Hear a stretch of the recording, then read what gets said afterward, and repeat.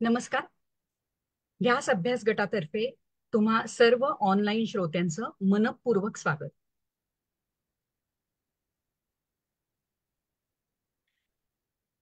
आणि वैभव, तुझंही ध्यासच्या या व्यासपीठावर मनापासून स्वागत. नमस्कार. वैभवची मी थोडक्यात ओळख करून देणार आहे, पण ओळख करून देण्याआधी मला तुमचे सगळ्यांचे आभार मानायचे आहेत. यावेळी मी देणगी मूल्यासाठी केलेल्या आवाहनाला तुम्ही छान प्रतिसाद दिलात. ध्यास हा विनामूल्य उपक्रम असला तरी झूमचं शुल्क, वक्त्यांचं मानधन असे अनेक खर्च असतातच. त्यात तुम्ही मोलाचा वाटा दिलात त्याबद्दल मी तुमची खूप खूप आभारी आहे. रचना वनारसे, जयश्री तुंगार, भैरवी सहस्त्रबुद्धे, जयश्री हर्षे, दीपा नातू, मनीषा कोरडे, अंकिता कारले, सुखदा कोरडे, रविबाला लेले, अजित शुक्ल, अनघा निमगावकर, मंजुषा करंजकर, प्राची मुळे, कृष्णाजी जोशी, दीपाली मुजुमदार, दीपाताई पाटकर, या तुम्हा सगळ्यांची मी ऋणी आहे, कृतज्ञ आहे, असाच लोभ असू द्या. आजचे व्याख्याते श्री वैभव दातार यांची अगदी थोडक्यात ओळख करून देते, कारण पूर्ण ओळख करून द्यायची असेल तर एक संपूर्ण सत्र लागेल. इतका वैभवचा अफाट अभ्यास आणि त्याचं अफाट काम आहे. व्यवसायाने IT इंजिनियर असलेले वैभव दातार यांचं संस्कृत भाषेवर प्रभुत्व आहे आणि स्पॅनिश आणि जपानी भाषांचेही ते जाणकार आहेत. उत्तम कवी आहे. वेद विज्ञान रंजन लेखमालिकेची त्यांची स्वतःची अशी साईट आहे, ancientindiascience.com. ही ती साईट आहे. प्राचीन साहित्यातलं विज्ञान आणि तंत्रज्ञान ही त्यांची मालिका तुम्हाला तिथे बघायला मिळेल. ध्यासच्या व्यासपीठावरही त्यांची ही मालिका झालेली आहे. पेजवर जाऊन तुम्ही त्याचा, म्हणजे ध्यासच्या पेजवर जाऊन तुम्ही त्याचा जरूर लाभ घेऊ शकता. गुरुत्वाकर्षण सिद्धांत, पृथ्वीचं परिवलन, परिभ्रमण, सापेक्ष गती, महर्षी कणाद यांचे गतिविषयक नियम, म्हणजे जे न्यूटनचे नियम म्हणून आपण ओळखतो ते, भोजराजाचा यंत्रमानव, जलविद्युत यंत्र, दुर्बीण, गणितशास्त्र, गणितशास्त्रामध्ये धन ऋण संख्या, द्विआधारित संख्या म्हणजे बायनरी सिस्टीम, भूगर्भ जलशास्त्र, सूर्याची 7 किरण, कृषीशास्त्र, जलचक्र, असे अनेक विषय घेतलेले आहेत. पण जेव्हा विमानाबद्दलचा आमचा विषय निघाला तेव्हा मला, म्हणजे त्याच वेळी वैभवनी सांगितलेलं होतं की या विषयाकरता मला सलग 4 ते 5 व्याख्यानं माझी होतील. त्यामुळे आनंदाची गोष्ट म्हणजे यानंतरच्या 4ही शनिवारी वैभव दातार प्राचीन विमानशास्त्रांबद्दल आपल्याला विस्तृत माहिती देणार आहे. वैभव वैभवनी आतापर्यंत अनेक स्तोत्रांचा अनुवाद केलेला आहे, अनेक संत चरित्र लिहिलेली आहेत. कालिदास काव्यगौरव पुरस्कार मिळालेल्या वैभव यांनी अनेक धार्मिक आध्यात्मिक रचना लिहिल्या आहेत. त्यांची अनेक व्याख्यानं झालेली आहेत. वेद, उपनिषद, पुराण यातल्या विज्ञानावर आधारित वेद विज्ञान रंजन आणि अजून एक गीत परशुराम असे त्यांचे लोकप्रिय कार्यक्रम आहेत. त्यांच्याबद्दल जेवढी ओळख सांगेन तेवढी थोडीच आहे. आता थोडंसं आजच्या विषयाबद्दल. नेहमीप्रमाणेच शोधाचं कोणतंही श्रेय न मिळालेलं आपलं प्राचीन विमानशास्त्र. महर्षी भारद्वाज हे या प्राचीन विमानशास्त्राचे जनक. म्हणजे साधारण 4-5 हजार वर्षापूर्वीचा हा काळ, नाही का? तेव्हा हे शास्त्र अस्तित्वात होतं आणि ते अत्यंत अत्यंत प्रगत होतं. विमानशास्त्र हा ग्रंथच आहे ज्यात महर्षी भारद्वाज मुनींनी थोडी थोडकी नाही तर 500 प्रकारची विमानं बनवण्याच्या 32 पद्धती सांगितल्या आहेत, ज्यात 56 प्रकारच्या रचना असून 8 वेगवेगळ्या चालवण्याच्या पद्धती आहेत. ही अत्यंत विस्मयचकित करणारी रोचक माहिती ऐकली की आपला ऊर अभिमानाने भरून येतो. या वैदिक ग्रंथांच्या आधाराने पुढे आपल्याकडे तळपदे नावाच्या विद्वान गृहस्थांनी विमान बनवलं बरं का. ते चालवलं आणि उडवलं देखील. पण दुर्दैवाने त्यांचा खूप लवकर मृत्यू झाला आणि त्यानंतर 8च वर्षांनी राईट बंधूंनी विमानाचा शोध लावला, जो ऍज युजल त्यांच्या नावावर गेला. असो, पण याविषयीची अधिक स्तिमित करणारी माहिती आज आपण जाणून घेणार आहोत श्री वैभव दातार यांच्याकडून, वेदांमधील विज्ञान आणि तंत्रज्ञान या आपल्या सत्रमालेमधून, हे विमान उडते अधांतरी या सत्रामध्ये. धन्यवाद. वैभव, सुरू करूयात आपण. हो, सुरू करूया. चला.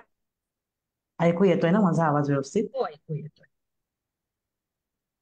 ओके ओके, चला. सर्वांना नमस्कार. आणि हेतु वेद विज्ञानम ह्याच ध्यास या व्यासपीठावर माझी आतापर्यंतची व्याख्यानं द्यायला मी जेव्हा सुरुवात केली, त्याच्यानंतर पहिली व्याख्यान मला ही आपल्या लीना कुलकर्णी मॅडमनी आपल्या ध्यास अभ्यास या ग्रुपवर अरेंज केली होती. फार सुंदर प्रतिसाद मिळाला.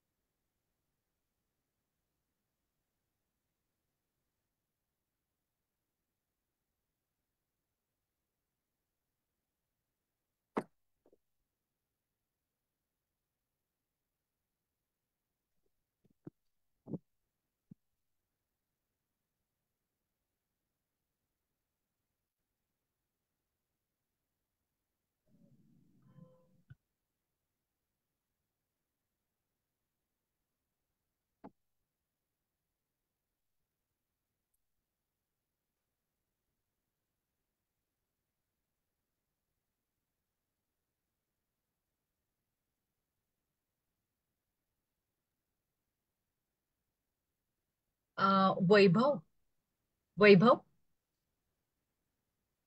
वैभव, ऐकू येत नाहीये हा. वैभव.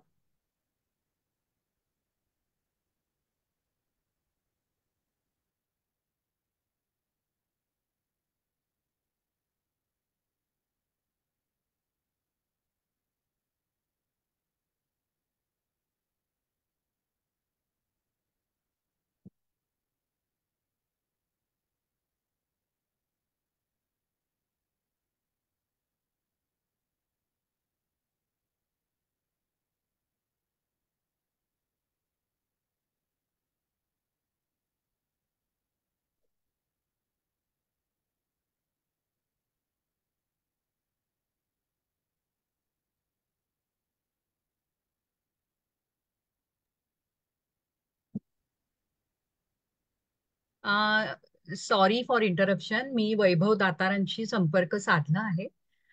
ते परत बाहेर पडून जॉईन होतील आणि सत्र सुरू होईल.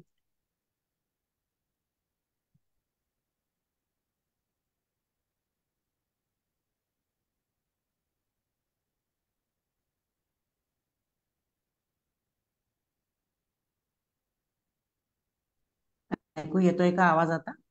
हा, येतोय. हा, सॉरी फॉर दॅट. अचानक माझं झूम कनेक्शन बंद झालं, काही कळलं हा, नाही मला काय हा, प्रॉब्लेम. हा. ओके, ठीक, ठीक आपण आता आहे. सुरू इट्स ओके. करूया. हा, हा, मी काही पीपीटी तयार केलेले आहेत, त्या मी आता पीपीटी शेअर करतो इथे. हा. स्क्रीन, मला सांगा तुम्हाला माझी पीपीटी दिसते की नाही.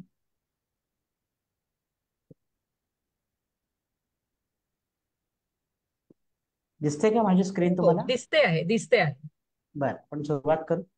तर हो. आज आपण पाहणार आहोत ऋग्वेदातील विमान. आता ऋग्वेदामध्ये, ऋग्वेद हा प्राचीन वेद मानला जातो आणि ऋग्वेद, यजुर्वेद, सामवेद, अथर्ववेद हे सगळे वेद म्हणजे हे आपलं वाङ्मय, हे जगातलं पहिलं लिखित वाङ्मय आहे. त्याच्या आधी कधीही कुठल्याही जगामध्ये अशा प्रकारचं लिखाण झालं नाही.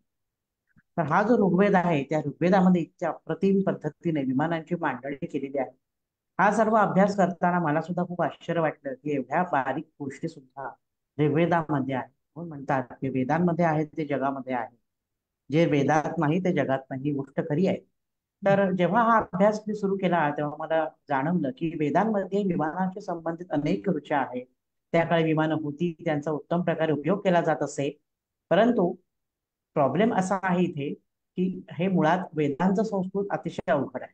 आपल्या आपण जे शाळेत संस्कृत शिकतो त्यापेक्षा वेदांचं संस्कृत हे जरासं वेगळं आहे. ते अवघड आहे. आणि प्रत्येक ठिकाणी विमान असा उल्लेख केलेला नाहीये वेदांत. त्यामुळे त्या ऋचांचा अर्थ लावताना आपला संभ्रम होऊ शकतो. कारण विमान हे, तसं संस्कृत भाषा ही अतिशय संपन्न भाषा असल्यामुळे एका शब्दाला अनेक प्रतिशब्द आहेत संस्कृत भाषेत. तसंच विमानाला अनेक प्रतिशब्द त्यांनी वेळोवेळी योजलेले आहेत. त्याच्यामुळे हे विमानच नक्की आहे का, याविषयी काही वेळेला संभ्रम निर्माण होतो. परंतु ते तसं नसून हे विमानच आहे. आता आपण पुढे काही तासभर ह्याच्यातल्या काही निवडक ऋषा पाहणार आहोत. तर पहिल्या ऋषीपासून सुरुवात करूया. ऋग्वेद मंडल 4 सूक्त 36 मंत्र 1 काय सांगतो बघूया. अनश्व जातो अनभीषुरुक्त्यो रथस्थ परिवर्तते रजः महत्तद्वो देवस्य प्रवाचनम या डुभवः पृथ्वीं यच्च पृष्ठत. ही एवढी मोठी ऋचा आहे याच्यामध्ये. आता या ऋचेचा अर्थ काय.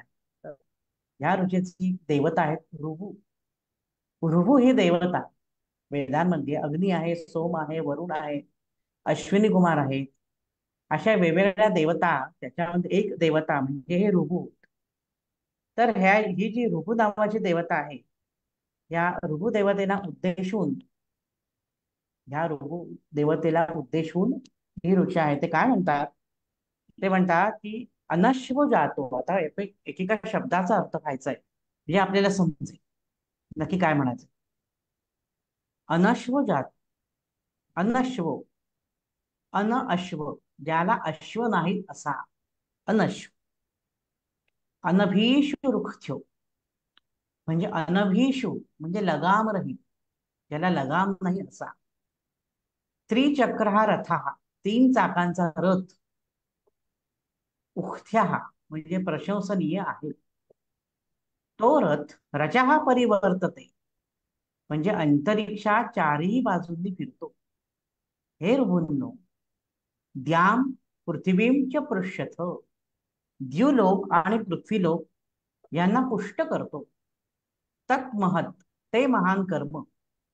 वा देव्यस्य प्रवाचनम तुमच्या देवत्वाचं द्योतक आहे. आता आपण इथे काय अर्थ घ्यायचा. इथे आपण असा अर्थ घ्यायचा की हे ऋभूंनो, माझा आवाज ऐकू येतोय ना सगळ्यांना व्यवस्थित. हो, हा येतोय ओके. येतोय. हा. तर हो, तर आता इथे अर्थ असा घ्यायचा आहे की अनश्व म्हणजे घोडा नसलेले. आता हं. असं कुठलं वाहन आहे की जे घोडा घोडा किंवा इतर कुठलाही प्राणी जोडल्याशिवाय चालू शकतं का. नाही. आताच्या कालखंडात आपल्याला माहिती आहेत अनेक वाहनं आहेत. ती वाहनं यंत्रशक्तीवर चालतात. हॉर्स पॉवरचं इंजिन आपण त्याच्यात बसवतो. पण पूर्वीची ही जी वाहनं आहेत.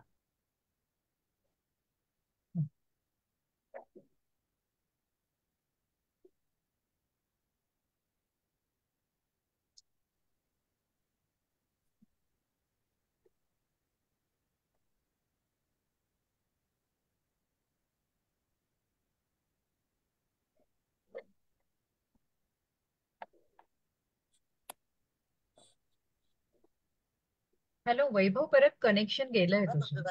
हा, परत परत बंद झालं. बरं पुन्हा मी काय प्रॉब्लेम येतोय आज. मगाशी व्यवस्थित दिसत होतं, आता दिसतंय का व्यवस्थित. नाही, मला असं वाटतं तू गेलाच आहेस. हा, एक सेकंड. बघतो. हा हा.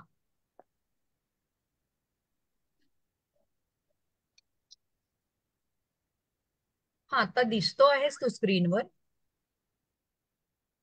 हा. ऐकू येत नाहीये. अनम्यूट कर तू तुला.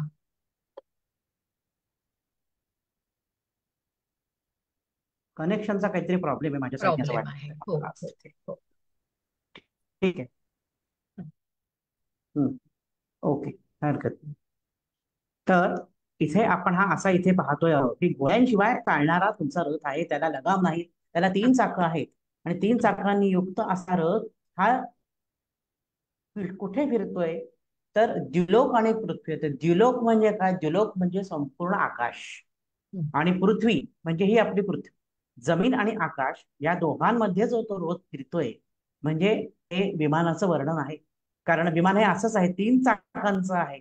त्रिचक्र हा अनश्व आहे. विमानाला घोडे जोडलेले नाही, त्याला लगाम नाहीये. आणि तो अंतरिक्षात फिरतो, आकाशात फिरतं आणि जमिनीवरचा. अशा ज्या ऋचा सगळ्या ऋग्वेदामध्ये दिलेल्या आहेत, ह्या सगळ्या आपल्याला विमानाच्या संबंधितच आहेत. परंतु इथे कुठेही विमान असा शब्द योजला नाही. काही ठिकाणी वायुयान म्हटलेलं आहे, काही ठिकाणी आकाशात चालणारं जहाज असा शब्द वापरले. अशा वेगवेगळ्या वेगवेगळ्या प्रकारची वेगवेगळी नावं त्यांना इथे दिलेली आहेत. त्या ऋचांमध्ये अशा प्रकारचे उल्लेख आपल्याला सापडतात. आता पुढची आपण ऋचा पाहूया. पुढच्या ऋचेमध्ये म्हणतात, ऋग्वेद मंडल 4 सूक्त 36 मंत्र 2. ते काय म्हणताय की रथम ये चक्रू सुवृतम सुचेतसो विभरंतम मनस्तस्परिधया ताम ताम उन्वस्य सवनस्य पीतया आवो वाया ऋभुवो वेदयामसी. मग आता हे जे तुम्ही जे यान तयार केलेलं आहे, हे जे विमान तयार केलेलं आहे, ते कसं आहे? त्या सुचेत सहाय्ये उत्तम ज्ञान संपन्न ऋभूंनी हे विमान तयार केलेलं आहे. आणि ते कसं आहे? तर ते आहे उत्तम प्रकार गोल फिरणार आहे, कुटील मार्गाने न जाणार, म्हणजे चुकीच्या मार्गाने न जाणार, आणि मनाच्या संकल्पाने या विमानाची निर्मिती केली आहे. हे बरशारी ऋभूंनो, तुम्हाला मी आमंत्रित करतो. सोमरस हा एक आपल्या वेदकाळातील फार महत्वाची गोष्ट आहे. सोमरस पिण्यासाठी आमंत्रित करतो, सोमरस प्राशन करण्यासाठी आमंत्रित करतो. इथे महत्वाची गोष्ट मी सांगू इच्छितो की सोमरस म्हणजे काही प्रकारची मदिरा नव्हे. सोमरस हा विशिष्ट प्रकारच्या वनस्पतींचा रस असतो आणि तो अतिशय औषधी असतो. विशिष्ट प्रकारचे मंत्र मंत्रोच्चारण करीत उपास ठेवून त्या प्रकारची वनस्पती खुडावी लागते. ती वनस्पती खुडून त्याच्यावर जेव्हा प्रक्रिया करतात तेव्हा हे विशेष मंत्र आहेत वेदांमध्ये दिले. त्या मंत्राचा उपयोग करून त्या वनस्पतीचा रस काढल्यानंतर आपलं शरीर तेजस्वी होतं, आपल्याला दीर्घायू प्राप्त होते. असं औषध आहे खरं म्हणजे ते सोमरस. पण आपल्याकडे चुकीचा अर्थ त्याचा काढला गेला आणि सोमरस म्हणजे दारू, अशा प्रकारचा चुकीचा समज पसरलाय. तर मुद्दा इथे असा आहे की तुमचा हा रथ जो आहे तो अनश्व आहे. आपण मगाशी म्हटल्याप्रमाणे घोड्यांनी बांधलेला नाहीये, लगामांनी बांधलेला नाहीये, त्याला 3 चाकं आहे, तो आकाशात आणि जमिनीवर फिरतो. आणि तो कसा आहे? उत्तम ससुवृत्तम आहे. सुवृत्तम म्हणजे गोल, म्हणजे साधारण आपण जर एलियन्स पाहिले किंवा उडती तबकडी पाहिली तर ती साधारण गोल आकाराची असते. म्हणजे तुमचा हा जो रथ आहे आकाशात उडतो आणि तो गोल पद्धतीने तयार झालेला आहे, म्हणजे उडत्या तबकडीसारखा तो दिसतो. आणि कुटील मार्गाने न जाणार, म्हणजे चुकीच्या मार्गाने तो रथ जात नाही. जसं आपली विमानं कधी चुकीच्या मार्गाने जात नाही, कारण रडारवर दिसत असतात, त्यांची मार्गक्रमणा योग्य पद्धतीने चाललेली असते. तर इथे त्यांनी म्हटलेलं आहे की तुमचा हा जो रथ आहे हा अतिशय योग्य मार्गाने चालणारा, आणि तुम्ही मनाच्या संकल्पाने याची निर्मिती केलेली आहे. अशा प्रकारचं वर्णन आपल्याला या पहिल्या ऋचेमध्ये दिसतं. ऋग्वेद म्हणजे ऋग्वेदाचा काळ आपण कुणीही ठरवू शकलेलं नाहीये. हे अपौरुषेय आहे तसं म्हणजे ऋषींना ते ध्यानात दिसले आणि त्यांनी तसेच्या तसे मंत्र लिहिले. इतके पुरातन आहेत की कितीतरी कोटी हजारो वर्षांपूर्वी ह्या ऋग्वेदाची रचना झालेली आहे. तर ज्याच्यामध्ये त्यांनी स्पष्टपणे विमानांचा उल्लेख आपल्याला सापडतो. आता पुढची ऋचा आपण पाहूया. ऋग्वेद मंडल 10 मध्ये काय सांगतात ते. ऋग्वेद मंडल 10 सूक्त 39 मंत्र 12 मध्ये काय सांगतात? आतेन यात मनसो जवी यसा रथम वा वाम भृभवश्चक्रुरिशिना अश्विना यस्य योगे दुहिता जायते दिव उभे अहनि सुदिनम विवस्वता. आता बघा इथे अश्विनी कुमारांना उद्देशून भाष्य केलेले. हे अश्विनी कुमारांनो, वामयम रथा ऋभा चक्रू, तुमच्यासाठी जो रथ ऋभूंनी तयार केला होता, आता आपण ज्या रथाचं वर्णन ऐकलं, हा रथ अश्विनी वैभव वैभव कुमारांसाठी मी ऋभूंनी वैभव तयार केला. वैभव मी जरा यस्य इंटरप्ट योगे करते आहे. दिवा दुहिता जाई. वैभव वैभव जरा इंटरप्ट करते आहे. जोपर्यंत स्क्रीन शेअर करतोयस तोपर्यंत तुझा व्हिडिओ बंद करता येईल का तुला? का नाही तसं जमणार आहे? बघतो बरं म्हणजे का मी. तुला कारण तुझ्याकडे बहुतेक काहीतरी प्रॉब्लेम येतोय. आवाज असा तुटत तुटत येतो आहे.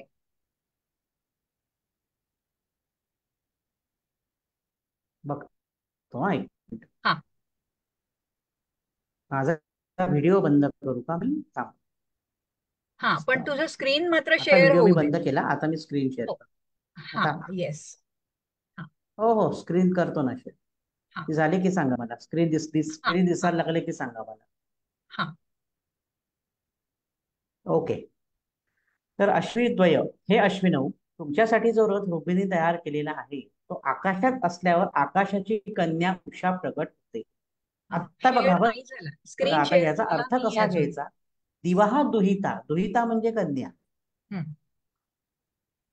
पुन्हा एकदा करू. झालं.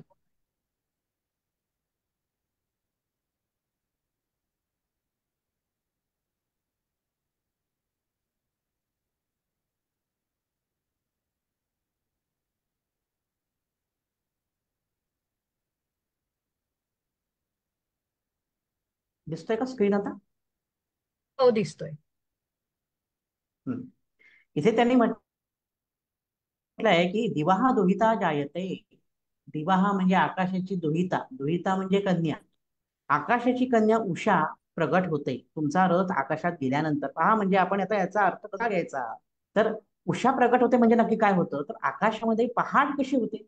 पहाट होते तेव्हा थोडासा सूर्यप्रकाश असतो, अगदी पहाट म्हणजे झुंजू मुंजू झाले आपण म्हणतो. साधारण 5:30 ची वेळ असते पहाटे. त्यावेळेला कसा मंद प्रकाश असतो, तसंच तुमचं हे जे विमान आहे ते आकाशात जाताना मंद मंद प्रकाश दिसतो. आकाशात उषा प्रगट होते म्हणजे मंद मंद प्रकाश दिसतो.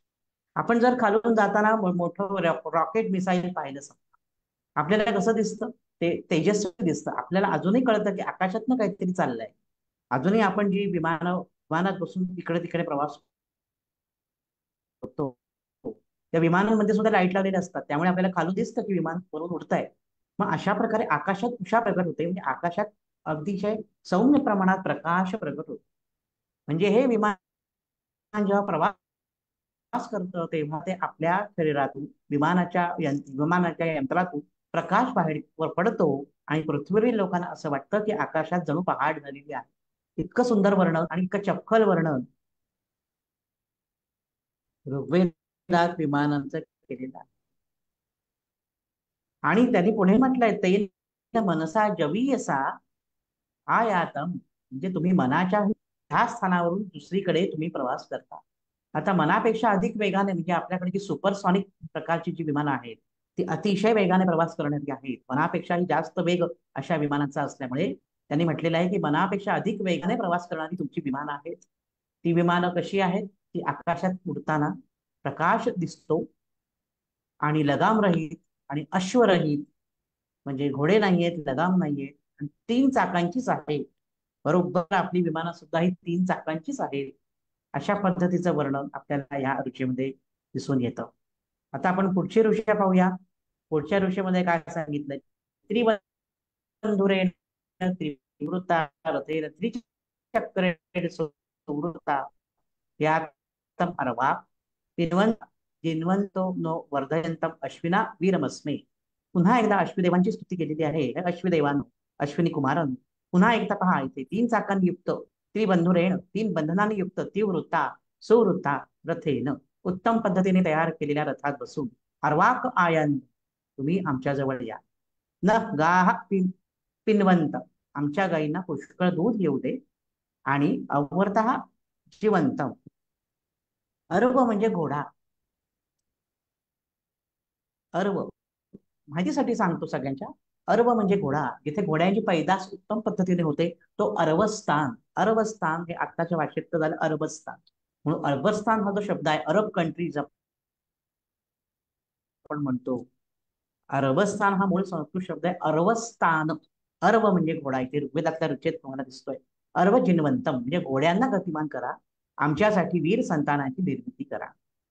आता इथे त्यांनी पुन्हा पहिल्या ऋषीमध्ये पहिल्या भागामध्ये तुम्हाला दिसतंय, त्रिबंधुरेण ती वृत्ता रथेन ती चक्रेण, 3 पायांचा रथ, त्याला लगाम नाही, घोडे नाही.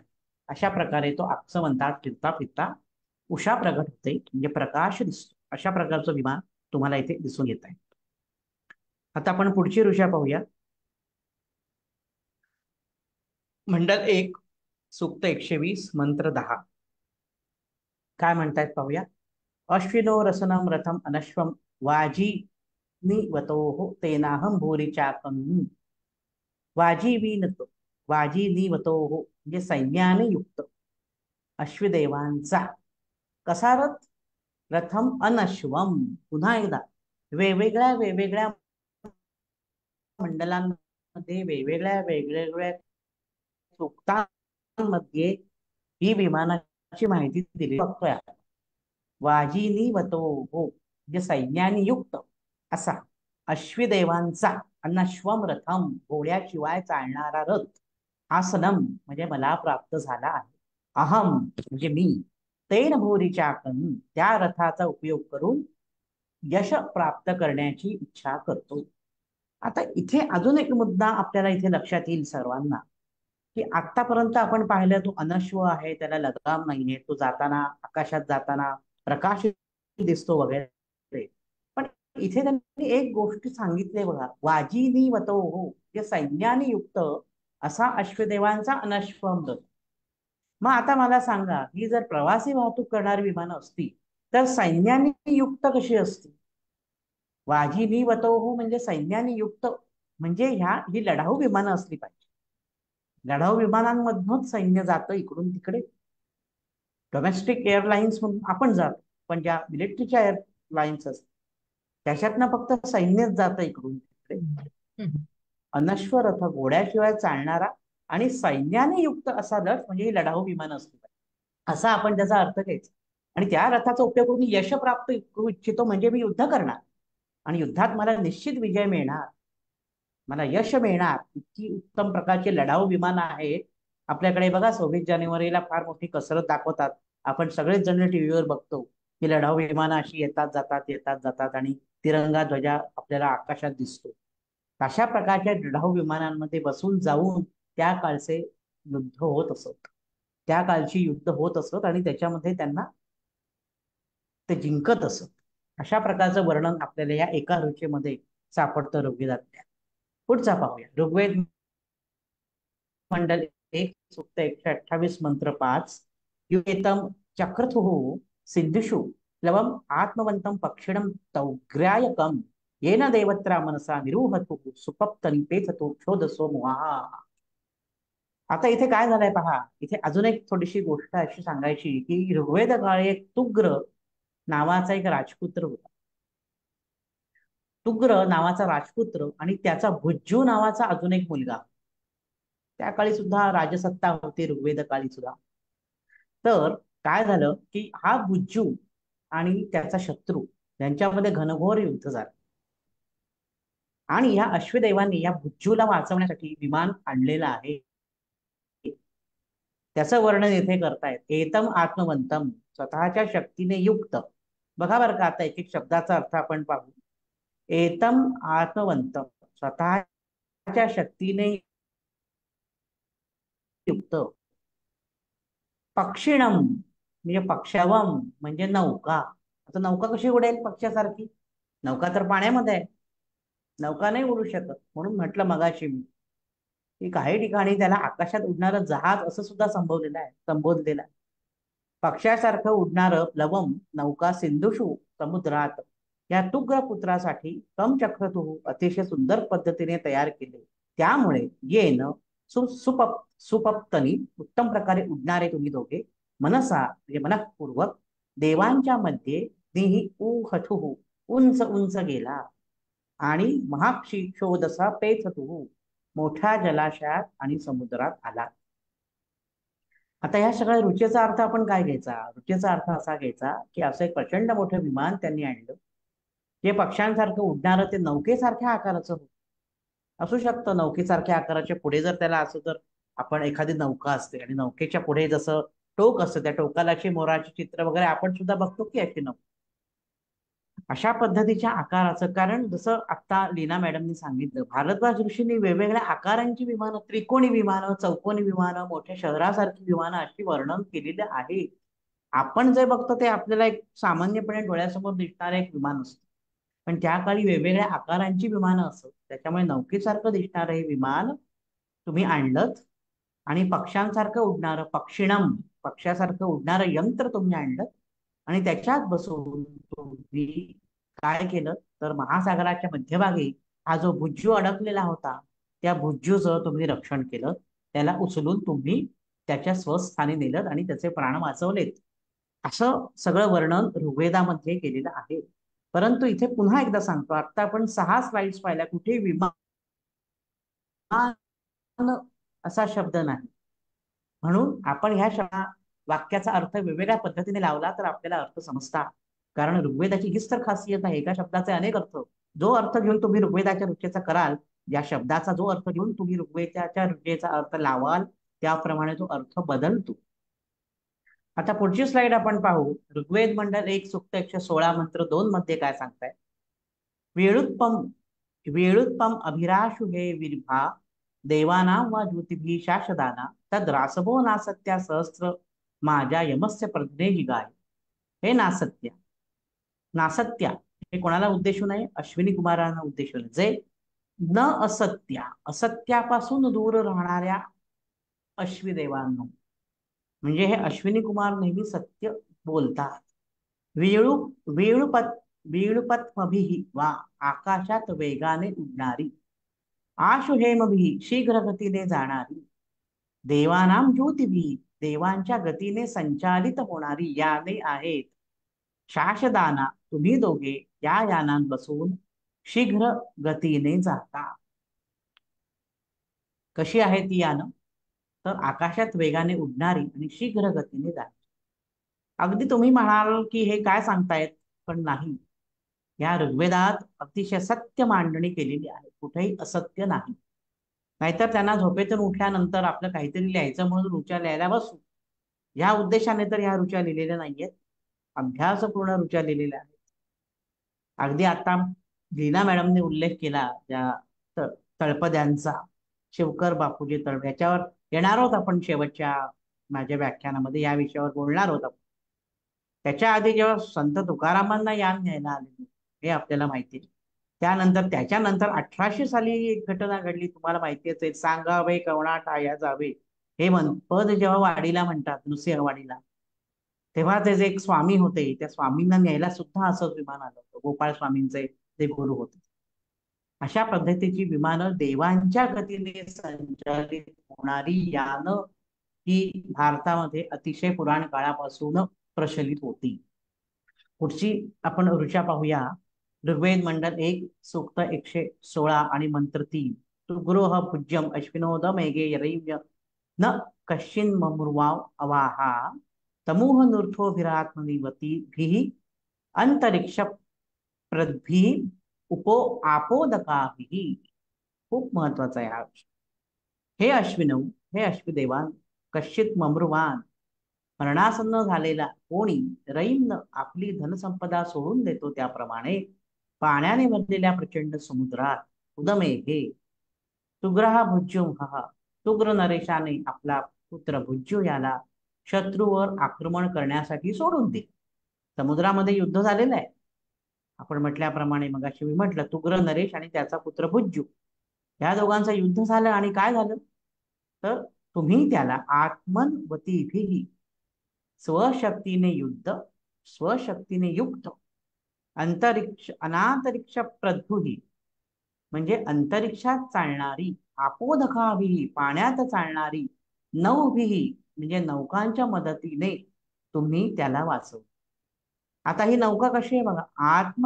आत्मनवतीभिः स्वशक्तीने युक्त. तर नौका स्वशक्तीने युक्त कधी असेल? जेव्हा त्याच्यामध्ये तुम्ही मोटर बसवाल. आपल्याकडे जहाज आहेत, आपण जो दोन प्रकारच्या पडाव असतात. एक आहे ते आपण वल्हवतो आणि दुसरा आहे मोटरच्या बोट्स. मोटरच्या बोट म्हणजे काय? आत्मनवतीभिः आहे, स्वतःच्या शक्तीने युक्त आहे. म्हणजे याचा अर्थ तिथे इतकं तंत्रज्ञान प्रगत होतं की त्या काळी त्यांनी बरोबर त्याचं डिझाईन करून त्याच्यामध्ये मशिनरी बसवली होती. आणि ती मशिनरी कशी तयार करायची हे भारद्वाज ऋषींनी त्यांच्या बृहद विमानशास्त्रात स्पष्टपणे सांगितलेलं आहे. इतके प्रकार दिलेले आहेत त्यांनी.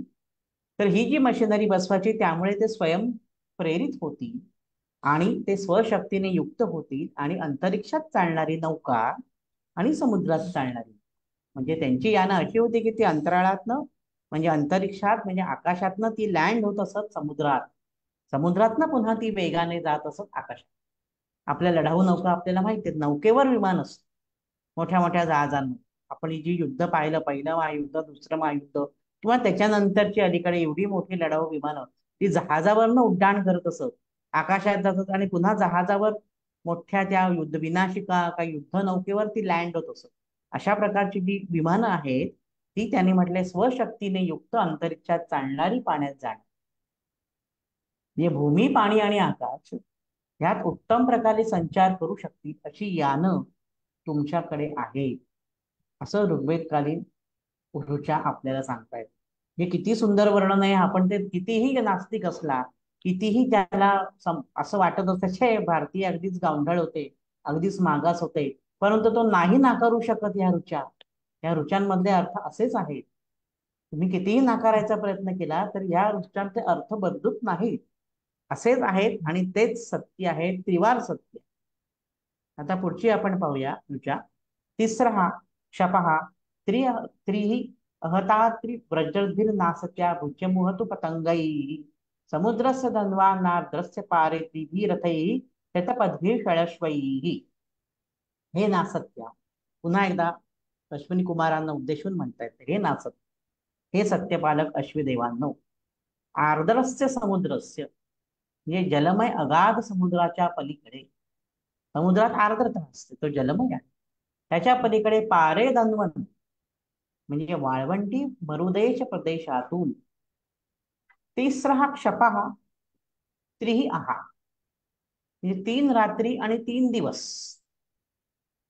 न थांबता अतिव्रजभी अतिवेगाने जाणाऱ्या शतपदभी म्हणजे 100 चाके असणाऱ्या षड अश्वैही म्हणजे 6 अश्वशक्ती यंत्रांनी युक्त पतंगैही म्हणजे पक्षासारखे आकाशात उडणाऱ्या त्रिरथैही म्हणजे 3 यानांच्या मदतीने भुज्युम उहथुहु भुज्जूला तुम्ही दोघे बरोबर घेऊन गेलात. आता ह्या एका ऋषात काय काय टेक्नॉलॉजी त्यांनी सांगितले कशी होती ती यानं.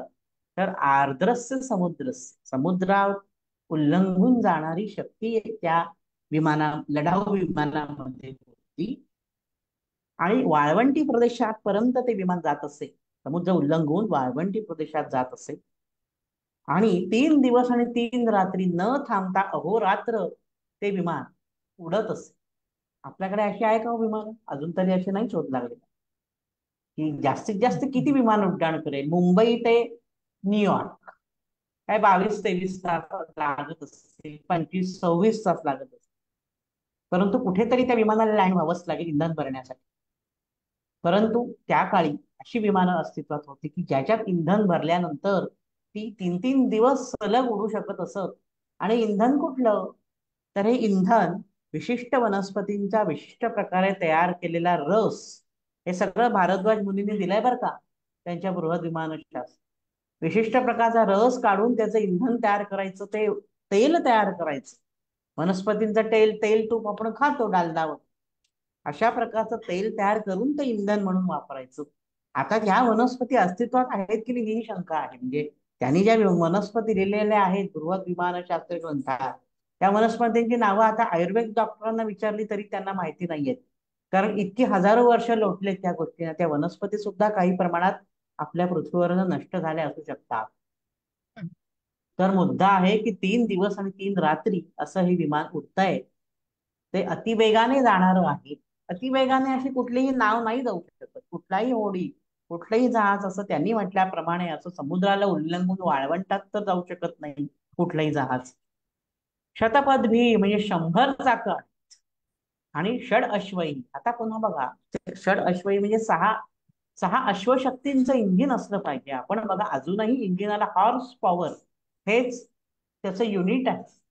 मोठी मोठी इंजिन असतात, किती हॉर्स पॉवरची इंजिन आहेत असं आपण म्हणतो. किती अश्वशक्तीची इंजिन आहेत? तर षड अश्वैही म्हणजे 6 अश्वशक्तींची इंजिन.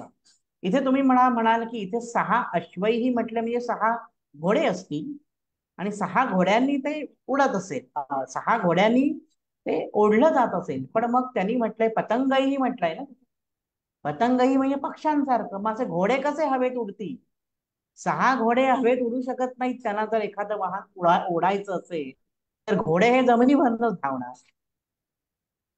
त्यामुळे हे 6 घोडे नसून 6 अश्वशक्तीचं इंजिन असलं पाहिजे. त्यामुळे ते पतंगही यान उडताय. म्हणजे पतंग म्हणजे पक्षाप्रमाणे ते यान उडतंय आकाशात. इथे म्हणून तर हा अभ्यास अशा पद्धतीने करताना जरा आपल्याला ती कसोटी लावावी लागते की या शब्दाचा अर्थ काय असेल, या शब्दाचा असं काय काय घ्यायचं. समजा पतंग ही हा अर्थ आपण काढून टाकला तर वाटेल की घोडागाडी सारखी आहे की काय ही यंत्रणा. 6 घोडे आहेत आणि उडता येते रथ, पण त्यांनी पतंगही म्हटलंय त्यासारखं आकाशात उडताय.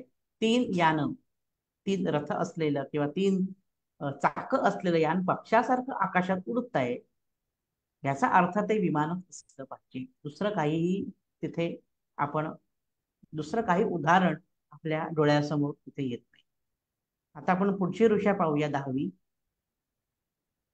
ऋग्वेद मंडल 1 सूक्त 116 मंत्र क्रमांक 5 मध्ये अनारंभणे तत् वीरयथे आमनस्थाने अग्रभणे समुद्रे यत अश्विना उहथुः भुज्युम अस्तम शतारित्रां नावमात स्थिवांसम. हे अश्विनी कुमारांनो, स्थानरहित अशा अथांग समुद्रात 100 वल्ह्यांनी युक्त अशा नावेवर चढलेल्या बुज्जूला तुम्ही दोघांनी घरी पोचवलेत, ते कार्य खरोखर वीरतापूर्ण आहे. अजून या बुज्जूच्या संबंधी आपल्या रुचा चालल्या आहेत.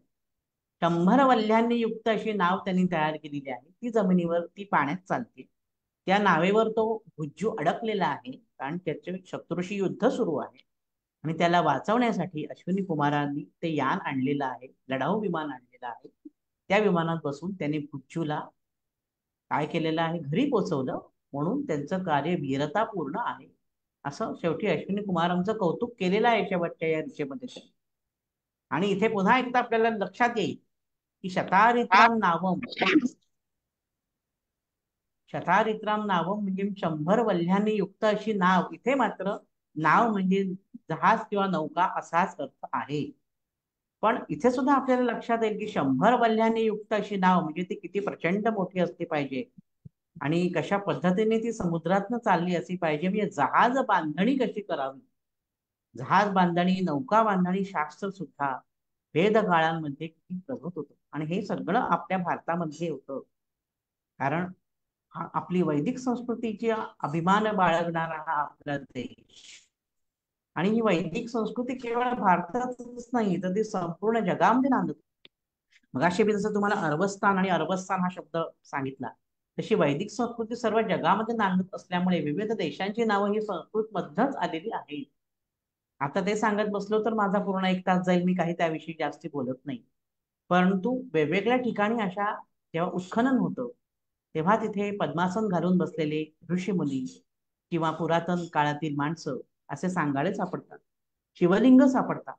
कारण ही वैदिक संस्कृती संपूर्ण जगभर नांदत होती. जेव्हा हे आम्हाला आम्हाला मागास पडणारे युरोपियन, आम्हाला मागास पडणारे अमेरिकन जेव्हा रानटी अवस्थेत फिरत होते, रेड इंडियनच्या टोळ्यांच्या द्वारे फिरत होते, तेव्हा जगाला ज्ञान देण्याचं काम हे फक्त भारतीय संस्कृतीतूनच होत होतं. आणि याचा आपल्या सर्व भारतीयांना निश्चितच अभिमान आहे. आणि अभिमान नसेल तर तो असायला हवा. कारण नालंदा आणि इतर सारख्या विद्यापीठातून उत्कृष्ट प्रकारचं शिक्षण दिलं जायचं आणि ते शिक्षण घेऊन परदेशात लोक तज्ज्ञ म्हणून तिथे नावाजून यायचं. जसं रामाच्या कालखंडामध्ये त्रेतायुगामध्ये मध्य अयोध्या हे सर्व विद्येचं माहेरघर होतं. आताच्या भाषेमध्ये पुण्याला विद्येचं माहेरघर म्हणतात, पण अयोध्या ही त्या काळी विद्येचं माहेरघर समजलं जायचं. वेगवेगळी वेगवेगळी जी आपल्याकडे विद्यापीठ होती त्यातनं अशा प्रकारचं ज्ञान, आणि हे सर्व प्रॅक्टिकलवर आधारित ज्ञान आहे. कुठेही असं अंदाजपंचे काही लिहिलेलं नाही. त्याच्यामुळे ऋग्वेदावर कोणाला काहीही शंका घ्यायची मला तरी गरज वाटत नाही. जर शंका घ्यायची असेल तर त्यांनी आधी याचा पूर्ण अभ्यास करावा आणि मग आपल्यालाच त्याची उत्तरं मिळतील की नक्की याच्यात काय सांगितलं आहे. आता पुढचा पाहूया. ऋग्वेद मंडल 6 सूक्त 66 मंत्र क्रमांक 7. अनेनवो मरुतो यामो अस्वनश्व अस्त्व अनश्व ची अरथी अनवसो अनभीषु रजस्तूर्वी रोदसी पथ्यायाती साधन. ऋग्वेद मंडल 6 सूक्त 66 मंत्र 7 अशी 11 आहेत. 10 मंडल आहेत ऋग्वेदामध्ये. प्रचंड मोठा, म्हणजे आपण जर अभ्यास केला ना तर आयुष्य कमी पडेल इतका प्रचंड आवाका त्या ऋग्वेदाचा आहे. फक्त विमानच नाही, अनेक अनेक अनेक गोष्टी दीना मॅडमना माहिती आहे आमच्या या ध्यास अभ्यासवर जेव्हा बाकीच्या विषयांवर बोलणं झालं होतं, व्याख्यानं झाली, तेव्हा ऋग्वेद यजुर्वेदातले अनेक संदर्भ मी दिले. त्याच्यामुळे अतिशय विज्ञाननिष्ठ ग्रंथ आहे हा. आपल्याला वाटत असेल की ते नुसतं ऋग्वेदाचा ऋचा म्हणून यज्ञामध्ये स्वाहा स्वाहा करतात, तो भाग आहेच, पण त्याबरोबरीने हा विज्ञाननिष्ठ आहे आपला ग्रंथ. आपला हा हिंदू धर्म व सनातन धर्म, ही वैदिक संस्कृती पूर्णपणे विज्ञानावर आधारित आहे. त्याच्यामुळे ते म्हणतात, हे मरुत वीरांनो, वह याम अदन येन असतो, तुमचा रथ दोष रहित आहे. बघा इथे पुन्हा त्यांनी रथ म्हटलंय, पुन्हा तेच आहे, त्याला अनश्व आहे, त्याला घोडे जोडलेले नाही. अरथी रथावर बसलेला यम अजती त्याला चालवतो. अन अवसहा ज्यावर रक्षण करण्याचे कोणतेही साधन नाही. अन अभिषु त्याला लगाम नाही. रजस्सु तो धूळ उडवत जातो. बरोबर आहे ना. विमान जेव्हा टेक ऑफ करतं तेव्हा धूळ उडतेच, विमान लँड होतं तेव्हाही धूळ उडतेच, हेलिकॉप्टर जेव्हा वर जातं तेव्हाही धूळ उडते, लँड होतं तेव्हा धूळ उडते, आपली लढाऊ विमानं वर जातात तेव्हाही धूळ धूळ उडते, म्हणजे धूर येतो त्याचा. ते त्यांनी त्याला धूर न म्हणता धूळ म्हटले. साधन रोदसी आकाश आणि पृथ्वी वरून पथ्यावियाती, ते त्या मार्गाने जातो. आकाश आणि पृथ्वीवरून जातो, ह्याच्यातच समजतंय आपल्याला की तो धूळ उडवणारा रथ आहे, लगाम नसलेला आहे, घोडे नसलेला आहे, आणि तो दोषरहित आहे, आणि तो आकाशात विहार करतो. इतकं सुंदर वर्णन आपल्याला इथे दिसतं. म्हणजे हे संपूर्ण वर्णन हे विमानांचंच आहे, यात तिळमात्रही शंका नाही. आता बघा इथे रजस्तु असा शब्द आहे. रजा हा म्हणजे धुळीकण, आपल्याला माहितीये. काय आपण म्हणतो गोरज मुहूर्त, म्हणजे संध्याकाळी जेव्हा गायी घरी परत येत असत, तेव्हा त्या गायींच्या पावलांच्या खुरांच्या आघाताने जी धूळ आकसमंतात उडत असे, तो मुहूर्त म्हणजे गोरज मुहूर्त, साधारण संध्याकाळचा. तर आता याच्यावरनं मला एक उदाहरण आठवत आहे, कसला तरी मला आवाज येतोय, कोणीतरी प्लीज अनम्यूट करा.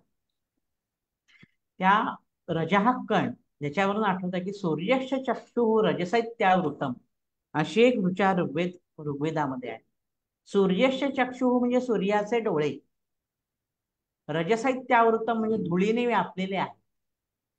आता पहा की सूर्याचे डोळे धुळीने व्यापले आहेत, ह्या एका ऋचेतनं किती मोठं वैज्ञानिक सत्य उलगडलंय. आपल्याला माहितीये का हे सत्य काय आहे? आपण चांद्रयान चंद्रावर उतरवल्यानंतर आदित्य 11 हे दुसरं यान इस्रोने पाठवलं. त्या यानाने जे फोटो पाठवलेत ते जरा आपण पहा सगळ्यांनी, माझं लेक्चर झालं. तिथे सूर्याच्या पृष्ठभागावर तुम्हाला डाग दिसतील काळ्या रंगाचे, जसे चंद्राच्या पृष्ठभागावर असतात तसे सूर्याच्या पृष्ठभागावर असतात. त्याला आपण सनस्पॉट असं म्हणतो, सौर डाग. तर ते डाग म्हणजे सूर्याचे डोळे, आणि ते गोल आकाराचे असतात साधारण. डोळ्यांचा आकार त्या डागांचा दिसतो आपल्याला दुरून. सूर्याचे डोळे, सूर्यावर डाग आहेत, आणि ते रजसैत्यावृतम आहेत, म्हणजे कसे आहेत, धुळीने व्यापलेले आहेत. म्हणजे सूर्याच्या पृष्ठभागावर धुळीची वादळ होत असतात, त्याला म्हणतात सोलर स्टॉर्म. सगळं आपल्याला नासाच्या इस्रोच्या वेबसाईटवर सापडेल, पहा मी सांगतोय. सोलार स्टॉर्म म्हणजे सौर वादळ, आणि सूर्याच्या पृष्ठावर हायड्रोजन हेलियम यासारखे वायू आहेत, म्हणून ते धुळेने व्यापले. काहीतरी प्रकारची धूळ आहे, कुठल्या तरी प्रकारचा वायू आहे सूर्याच्या पृष्ठभागावर, असं सुतोवाच आपल्या ऋग्वेदात केलेलं आहे. आता तुम्ही म्हणाल, हो तिथे हायड्रोजन हेलियम हे कुठे सांगितलं? आता आहेत, मला भेटतात अशी बरेच नाव. हायड्रोजन हेलियम ही नावं आत्ता आपण त्याला दिलेली आहे, त्या काळी वेगळी नावं असतात. जसं आपण ऑक्सिजन म्हणतो, पण आपल्याकडे प्राणवायू हा अपान आणि उदान हे जे दोन वायू आहेत, याची संस्कृत नावं आपल्याकडे पूर्व्यापार चालत आलेली आहे, उदान आणि अपान. त्याला आपण आता हायड्रोजन ऑक्सिजन नावं म्हणतो, पण त्या काळी त्यांनी एवढं सांगितलं हेच खूप आहे. तेव्हा तेच मगाशी म्हटल्याप्रमाणे सर्व जग जेव्हा क्रांतीवस्थित होतं, तेव्हा आमच्या या ऋषीमुनींनी शास्त्रज्ञांनी संशोधन करून हेच सांगितलंय की सूर्याच्या पृष्ठभागावर वादळ होतात. कशी दिसली त्यांना मग? तेव्हा कुठे दुर्बिणी होत्या का? कशी दिसली, कशी वादळ सूर्याच्या पृष्ठभागावर? आपण डोळ्यांनी सूर्याकडे बघू शकत नाही, अशी आपली अवस्था आहे. मग सूर्याच्या पृष्ठभागावर आधी डाग आहेत हे ओळखलं कसं त्यांनी? हे आदित्य 11नी सांगितलंय आपल्याला, आता यानाने किंवा नासाच्या वेबसाईटवर नासाने आधी सांगितलेलं आहे सूर्याच्या पृष्ठावर डाग आहेत. पण हे मग या अपौरुषेय जे वेद आहेत त्याचा आपण कालखंडही निश्चित करू शकत नाही.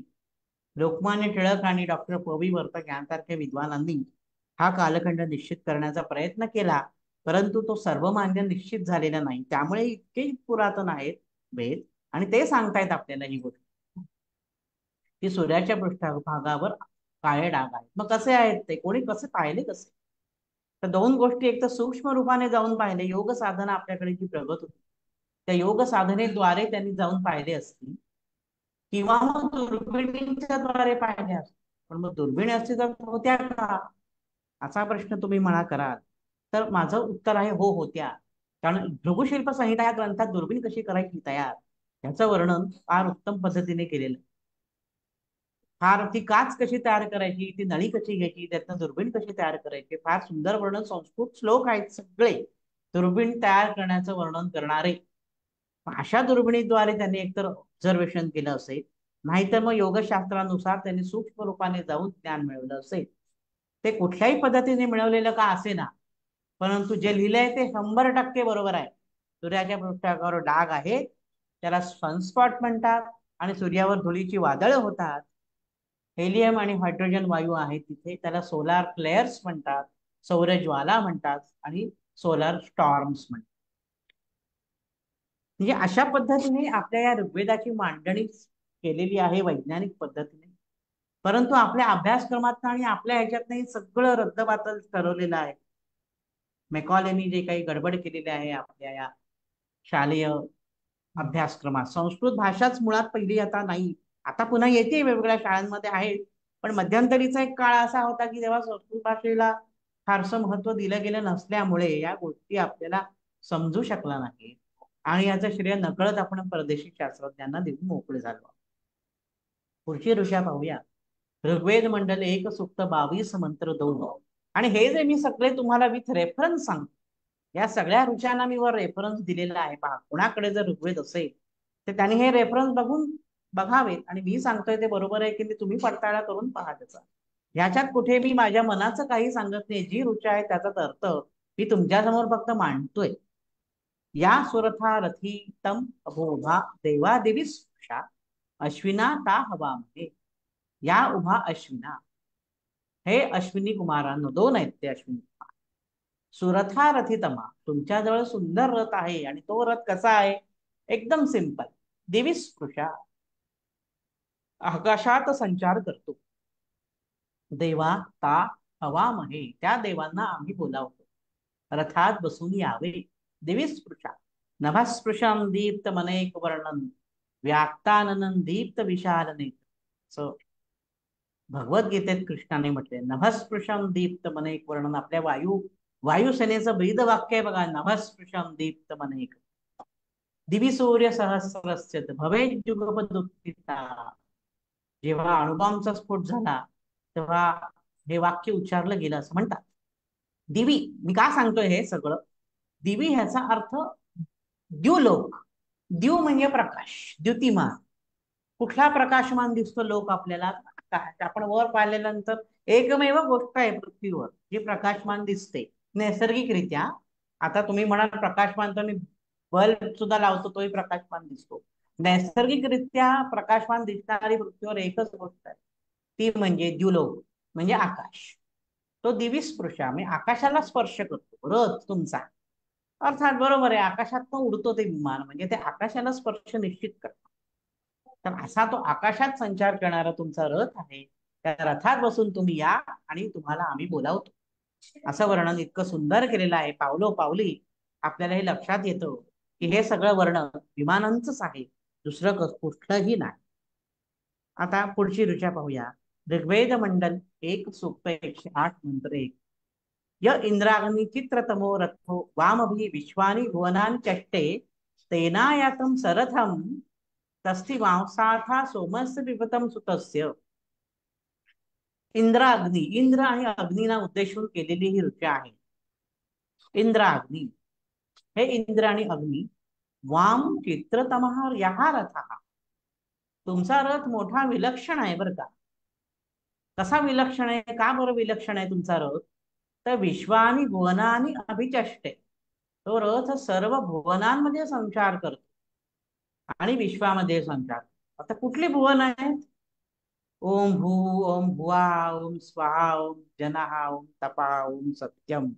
आपण या भुवनांची नावं घेतो हे आपल्याला कदाचित माहित असेल नसेल. जेव्हा आपण एखादं धार्मिक कार्य करतो तेव्हा म्हणतो बघा, ओम भू हू, ओम भुवा, ओम स्वाहा. भूलोक म्हणजे पृथ्वी, भुवा म्हणजे पृथ्वीचं वातावरण. पृथ्वीचं वातावरण म्हणजे आकाश. भू म्हणजे पृथ्वी, भुवाहा म्हणजे पृथ्वीचं वातावरण, स्वहा म्हणजे अंतरा. 7 लोक सांगितलेले आहेत. सप्त पातळ आहे, 14 भुवन आहे वगैरे. हा भाग श्रीमद भागवतात आहे, आपल्याला आता त्याच्यात खोलवर जायची गरज नाही. तर तुमचा रथ कुठे संचार करतो? तर भूहू म्हणजे पृथ्वीवर संचार करतो, ठीक आहे, एखादं वाहन असेल. पण भुवाहामध्ये पण संचार करतो, म्हणजे आकाशात फिरतो रथ. आणि स्वहामध्ये पण जातो, म्हणजे अंतराळामध्ये पण जातो. स्पेस शटल, स्पेसशिप, अंतराळयान. या लोकापासून त्या लोकापर्यंत येणार आहे मी पुढच्या भागामध्ये, एकदा आपण बोलूया याच्यावर. They have defined the aeroplane. Bharadwaj ऋषींनी एरोप्लेनची डेफिनेशन दिलेलं आहे की असं यान की जे देशांतर्गत प्रवास करण्यासाठी उपयुक्त होतं, ह्या देशातून त्या देशात प्रवास करण्यासाठी उपयुक्त होतं. इथपर्यंत ठीक आहे, इथपर्यंत आपण समजू शकतो. पण लोक लोकांतरेषु च, असा श्लोक त्यांनी वापर, लोक लोकांतरेषु म्हणजे एका लोकातून दुसऱ्या लोकात जाण्यासाठी सुद्धा ते यान उपयोगी आहे. म्हणजे काय? पृथ्वी लोकापासून चंद्र लोकापर्यंत जाण्याचं. आपलं गेलं की या चांद्रयान चंद्र लोकापर्यंत, चंद्र लोकालाच गेलेलं आहे ते या, म्हणजे चंद्राच्या पृष्ठभागावरच गेलेला या चंद्रलोक, सूर्यलोक, पृथ्वीलोक, बुधलोक, ही वेगवेगळी जी ग्रह आहे, एका ग्रहातून दुसऱ्या ग्रहावर जाण्यासाठी सुद्धा त्या यानाचा उपयोग होतो, असं भारद्वाज ऋषींनी स्पष्ट लिहून ठेवलेलं आहे. कोणीही इतकं खोटं लिहून ठेवणार नाहीये. आपल्या संस्कृतांना काय करायचं आहे खोटं लिहून? सगळी ही प्रयोगावर आधारितच त्यांची सगळी विधानं आहेत. ही अशी बेसलेस किंवा अशी कुठलीही विधानं आपल्या कुठल्याही ऋषीमुनींनी, कुठल्याही शास्त्रज्ञाने बेसलेस विधानं कधीही केली हे असं असेल असं नाही. त्यांनी प्रत्यक्ष तो प्रयोग करून पाहिला आणि त्या प्रयोगावर आधारित त्यांनी त्यांचा निष्कर्ष नोंदवलेला आहे आणि तसा तो निष्कर्ष त्यांनी तिथे मांडलेला आहे. आपल्याकडे 15 मिनिटं आहेत पुढे. या 15 मिनिटात आपण पुढच्या 3 स्लाइड्स बघू आणि थांबूया. ऋग्वेद मंडल 1 सुक्त 88 मंत्र 1. आ विद्युन आ विद्युन मद्भिर्मरुतः स्व अर्कैः रथेभिः यातः वृष्टिवृद्धि स्वपर्णैः आ वर्षिष्ठया न ईशावयो न पतप्तया सुमायाः. ऋग्वेद मंडल 1 सुक्त 88 मंत्र 1 आपण वाचला. हे मरुतवीरांनो, विद्युन्मद्भिः विजय समान तेजस्वी, सुअर्कैः अतिशय पूज्य, वृष्टीमद्भिः हत्यारांनी सजलेल्या, अश्वपर्णैः अश्वरूपी पंख असलेल्या, रथेभी रथामध्ये बसून इकडे या. हे सुमाय, हे श्रेष्ठ वीरान, तुम्ही वर्षिष्ठ या ईशा श्रेष्ठ अन्न घेऊन वयान पक्षांप्रमाणे वेगाने न आपप्तत आमच्या जवळ या. आता या मरुत वीरांना उद्देशून रिक्वेस्ट केलेली आहे, त्यांनी प्रार्थना केलेली आहे की तुमचं रथ कसा आहे? तर विजय समान तेजस्वी, विद्युन्मद्भिः विजय समान तेजस्वी असा तुमचा रथ आहे. आणि वृष्टीमद्भिः म्हणजे हत्यारांनी सजलेला तुमचा रथ आहे. आपल्याला समजेल हत्यार कुठल्या रथात ठेवतात? जे लढाईसाठी वापरतात त्या रथात. रणगाडे आपण रोजच्या जाण्यासाठी वापरत नाही. प्रभात रोडवरून स्वारगेटला जाण्यासाठी रणगाडा वापरणार नाही. त्याच्यासाठी आपण बस, रिक्षा, टॅक्सी काहीतरी वापरतो. रणगाड्यामध्ये हत्यार असतात. ही हत्यार फक्त युद्ध कौशल्य दाखवण्यासाठी उपयुक्त असतात. मग ही हत्यारं ज्या रथात ठेवलेली आहे, तो रथ हा लढाऊ कामासाठीच वापरता येणारा. तो रथ कसा आहे? अश्वरूपी पंख. या रथाला घोड्यांचे पंख आहे. घोड्यांचे पंख म्हणजे काय? की पुन्हा मी म्हटल्याप्रमाणे त्या रथाला पंख आहे. आणि अश्वरूपी म्हणजे त्यांनी त्याच्यात हॉर्स पॉवरची इंजिन बसवलेली आहे. कदाचित ते पंख असे हलत असावेत, कदाचित त्याच्यामध्ये मोटर बसून ते पंख स्थिर असून ते विमान उडत असावं. रथांमध्ये बसून तुम्ही आत या आणि कसे या तर पक्ष्यांप्रमाणे वेगाने या. पक्ष्यांप्रमाणे वेगाने आकाशातून उडत उडत तुम्ही आमच्या समोर या आणि विजय समान तेजस्वी असा रथ म्हणजे ते विमान असं येताना लखलखीत प्रकाश सोडताय विमान. ते किती तेजस्वी असलं पाहिजे आणि किती वेग असला पाहिजे त्या विमानाचा हे आपल्याला त्या लढाऊ विमानाचा म्हणण्यापेक्षा त्या लढाऊ विमानाचा हे आपल्याला इथे लक्षात येईल. आता आपण पुढची ऋषा पाहू. पुढची ऋषा आपल्याला सांगतायत. एक मिनिट ओपन होत.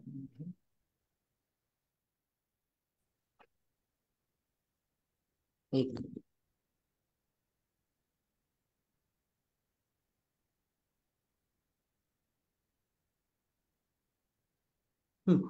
ऋग्वेद मंडल 1 सूक्त सूक्त 183 मंत्र 1. तम युंजाथा मनसो यो जविया त्रिवंधुरो वृषणा यः त्रिचक्रः येनोपथाय सुकृतो दुरोणम त्रिधातूनां पततो विर्णपर्णैः. हे वृषण. वृषण हे सुद्धा अश्वदेवांचं एक नाव आहे. जाता जाता तुम्हाला माहिती म्हणून सांगतो की हे कसं शोधायचं की ऋग्वेदात जे जे शब्द आहेत ना त्या शब्दांचे वेगवेगळे अर्थ असणार एक वेगळं पुस्तक असतं. त्याला निघंटू म्हणतात. त्यात ऋग्वेदात वापरलेल्या शब्दांचे वेगवेगळे अर्थ आहेत. म्हणजे उदाहरणासाठी तुम्हाला सांगतो. एक घृत म्हणजे तूप. घृत स्नानम समर्पयामी, मधुस्नानम समर्पयामी. आपण देवाची पूजा करताना म्हणतो घृत स्नानम समर्पयामी म्हणजे मी तुपाचं स्तूप देतो, देवाच्या अंगावर तूप वाहतो. तूप म्हणजे घृत हे आपल्याला माहिती आहे. पण ऋग्वेदात त्याचा अर्थ म्हणजे निघंटूमध्ये त्याचा अर्थ पाणी असा सुद्धा दिलेला आहे. आपल्याला नाही कल्पना नाही. आपण जर एखाद्या रुचेचा अर्थ तूप असा अर्थ घेऊन केला तर तो अर्थ वेगळा होईल. पाणी असा अर्थ लावून घेऊन जर आपण रुचेचा अर्थ लावला तर तो अर्थ आणखीन वेगळा होईल. हीच तर गंमत आहे संस्कृत भाषेची आणि वेदांची. म्हणून तिथे अश्विनी कुमारांना अजून एक समानार्थी शब्द हे वृषण म्हणजे हा त्रिचक्र जो तीनच पुन्हा पुन्हा पुन्हा पुन्हा मगापासून तासभर झाला आपण त्रिचक्र का बरं असं.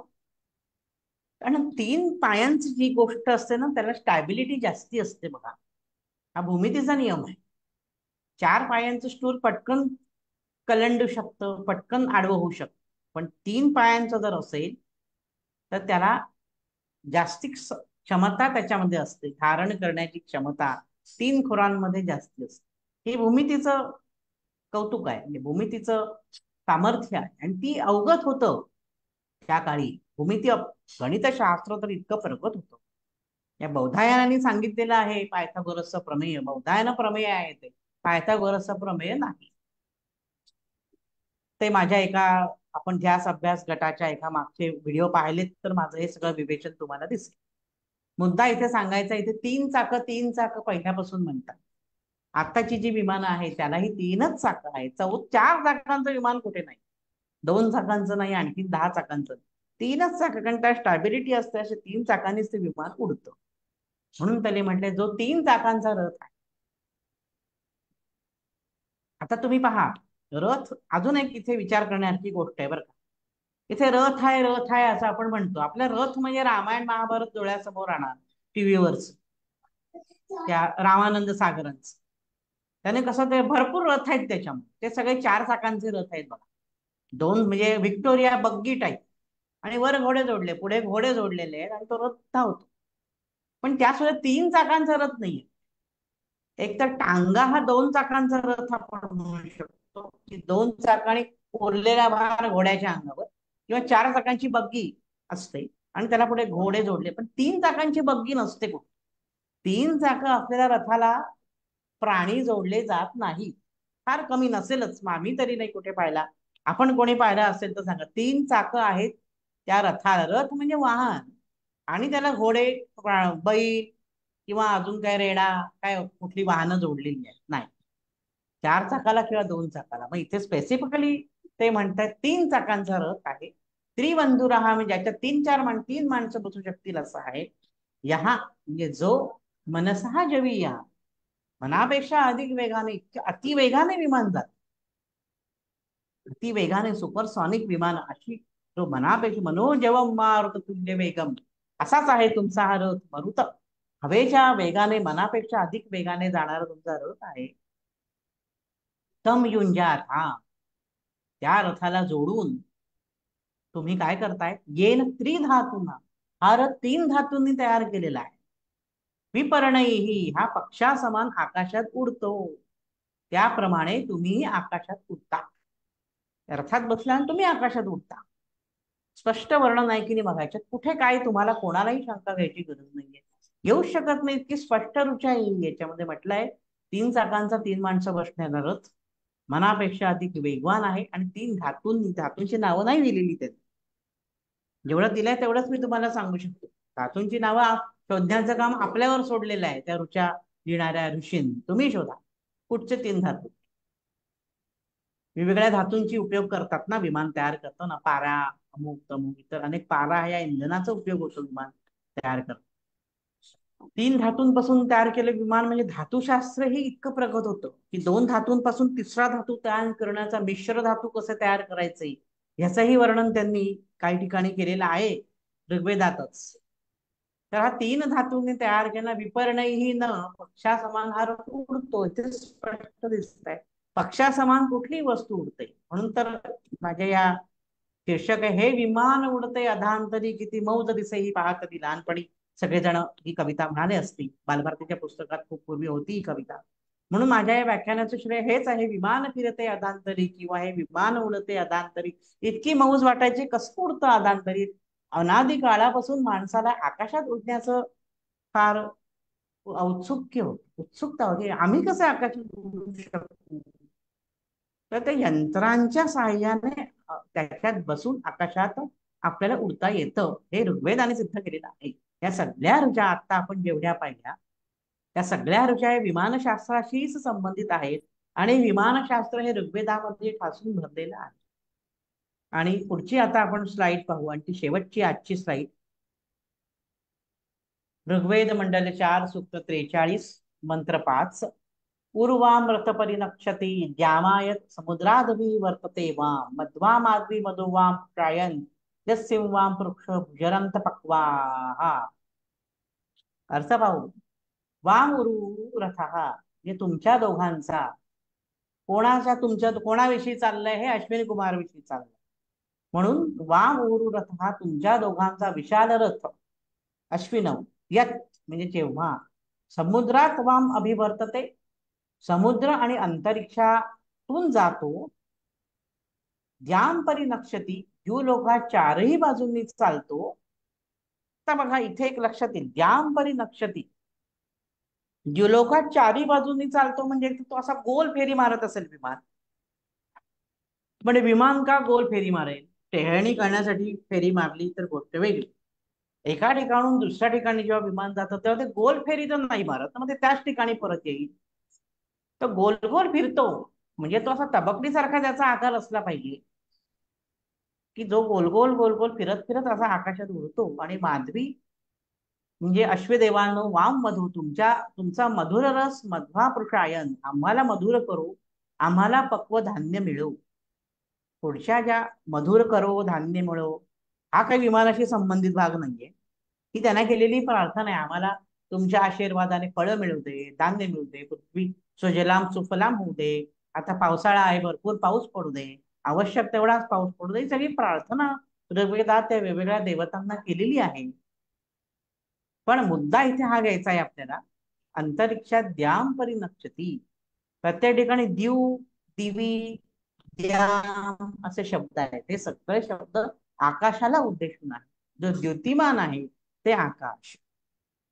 तर अशा प्रकारे ही सगळी माहिती ऋग्वेदातील विमानं अथर्ववेदातील विमानं यजुर्वेदातील विमानं आणि मग रामायण महाभारतातील विमान त्यानंतर मग भारद्वाज ऋषींनी दिलेलं बृहद विमानशास्त्र हा ग्रंथ आणि नंतर शिवकर बापूजी तळपदे यांनी हे तयार केलेले विमान. विमान म्हणण्यापेक्षा आपण त्याला ड्रोन म्हणू आणि त्याच्यामध्ये बसून कोणीही प्रवास केला नाही. शिवकर बापूजी तळपदे यांनी जे विमान ड्रोन नाव सुद्धा किती सुंदर दिला माहिती असेल तुम्हाला मरुत सखा. मृत मरुत सखा. म्हणजे वारा वाऱ्याचा जो मित्र तो मरुत्सखा, म्हणून त्या विमानाचं नाव त्यांनी मरुत्सखा दिलं. ते काही अंतर उडालं आणि नंतर खाली आलं. आणि ड्रोन सदृश्य विमान त्यांनी तयार केलं होतं. भाग आपण शेवटच्या भागात बघूया. पण हा आता तुमच्या समोर मी ही फक्त मांडणी केलेली आहे की मी जो काही अभ्यास केला आतापर्यंत, माझा अभ्यास चालूच आहे याच्याविषयी, पण मी जो अभ्यास केला त्याच्यामधनं मला जेवढं समजलं, ऋग्वेदापासून मी सुरुवात केली. कारण कुठे विमानं शोधायची, तर ऋग्वेदापासून शोधू या उद्देशाने मी हा लिटरेचर सर्व्हे जेव्हा सुरू केला, तेव्हा मला लक्षात आलं की ऋग्वेदामध्ये अशा पद्धतीचे उल्लेख आहे. एवढ्या ऋषांमध्ये कुठेही तुम्हाला विमान असा शब्द दिसणार नाही, कारण त्यांनी तो शब्द ते वापरलेला नाही. पण आपण जो अर्थ केला त्याच्यावरून ते विमानच आहे हे निश्चित सिद्ध होतं. आता मी इथे थांबतोय. आता मला काही प्रश्न येतील अपेक्षितच आहेत, पण त्या प्रश्नांच्या आधी मी सांगतोय की मला बरेच जण म्हणजे हे कोणी करून पाहिलंय का, त्याचं उत्तर मी सांगेन मला माहिती नाही. याचं कारण मी अनेक विषयांचा अभ्यास करत असतो, त्याच्यामुळे विमानशास्त्राविषयी मला जेवढं माहिती आहे तेवढं मी तुम्हाला सांगितलं. हे प्रयोग आजपर्यंत ह्याच्यावर आधारित कोणी विमानं तयार केली आहेत का, तुम्ही कशावरून म्हणता वगैरे असे प्रश्न मला विचारू नयेत, कारण याचं उत्तर मला माहिती नाही. मी फक्त तुमच्या समोर या ऋचा ठेवलेल्या आहेत आणि आपल्या भारतीय संस्कृतीचा आपल्याला अभिमान असावा आणि त्याच्यामध्ये ह्या सगळ्या गोष्टी वैज्ञानिक गोष्टी दडलेल्या आहेत हे मी तुमच्या समोर मांडतोय. इस्रो सारख्या मोठ्या जी संस्था आहे त्या संस्थेने जरूर ह्याचा अभ्यास करून ह्या ऋषांच्या द्वारे माहिती घेऊन त्यातनं विमान तयार करण्याचा प्रयत्न जरूर करावा. आमच्या शुभेच्छाच आहेत. कारण त्याच्यासाठी प्रचंड प्रमाणात संशोधन आवश्यक आहे, प्रचंड प्रमाणात पैसा फायनान्स आवश्यक आहे. एकटा वैभव दातार हे करू शकणार नाही, कारण मलाही माझं घरदार आहे, मलाही नोकरी धंदे आहेत आणि त्यातनं आवड म्हणून मी हे लिटरेचर सर्वे आणि इतर या गोष्टींचा अभ्यास करत असतो. परंतु सर्वांना विनंती अशी आहे की ह्या आपल्या ऋग्वेदाचा आपण जेव्हा जमेल तेव्हा निश्चित अभ्यास करा. आणि तो अभ्यास करताना वैज्ञानिक दृष्टिकोनातून अभ्यास केला तर आपल्याला अशी अनेक वेगवेगळी वेगवेगळी अचंबित करणारी माहिती, जेव्हा मी हे सगळं विमानशास्त्र वाचलं, म्हणजे विमानशास्त्राचा अभ्यास केला, तर मी स्वतः इतका अचंबित झालो. म्हटलं अरे इतक्या सुंदर गोष्टी आहेत का आपल्या ठिकाणी, पण ह्या आपल्यालाच माहिती नाहीयेत. तर मी आता इथे थांबतो आणि माझा व्हिडिओ मी आता ऑन करतो. सर्वांनी माझं भाषण ऐकून घेतलं याबद्दल तुमच्या सर्वांचे आभार आणि लीनाताईंचे आभार की त्यांनी पुन्हा एकदा मला याच अभ्यास गट या व्यासपीठावर येण्याची संधी दिली. आणि सर्व श्रोतांचे पुन्हा एकदा आभार. मी थांबतो. धन्यवाद. धन्यवाद वैभव. खूप छान विवेचन. अ, कुणाला बोलायचं असेल तर आपण एकदा विचारूया. कुणाला काही बोलायचंय का, प्रश्न विचारायचे आहेत का?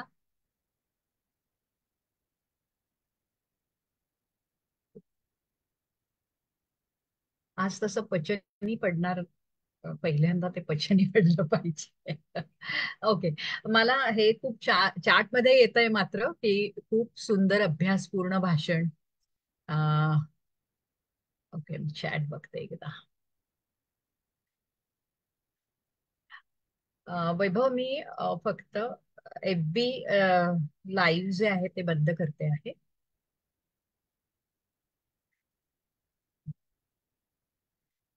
सेकंड.